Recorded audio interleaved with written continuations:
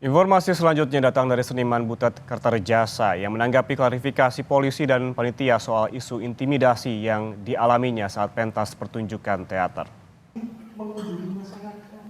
Butet menyebut seharusnya polisi juga menghadirkannya dalam konferensi pers dan memberikan kesempatan untuk klarifikasi.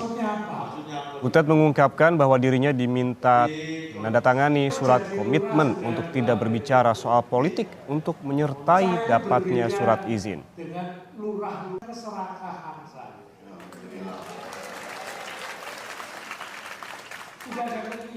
Kalau memang Polri itu serius ingin melakukan klarifikasi, semestinya di dalam jumpa pers ini yang dihadirkan saya dan Agus Nur, penulis cerita dan sutradara. Karena kami dua orang ini yang menyatakan adanya intimidasi.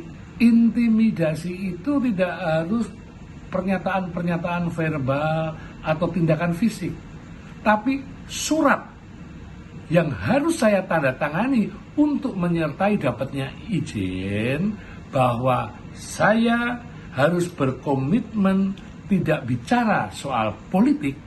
Itu adalah pembungkaman yang bisa kami sampaikan. Sebelumnya, panitia penyelenggaraan pertunjukan teater mengklarifikasi terkait isu intimidasi kepolisian saat pentas. Sekretariat Kayan Production menjelaskan bahwa tidak ada intimidasi yang dilakukan polisi sebagaimana isu yang beredar. Pihak penyelenggara mengaku mengurus langsung perizinan kepada pihak polisian.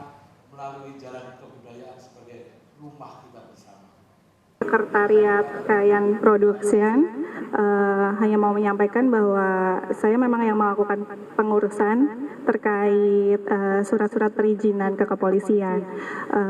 Untuk pengurusannya, pada saat pengurusan surat pernyataan tersebut disampaikan ke kepolisian sebelum event.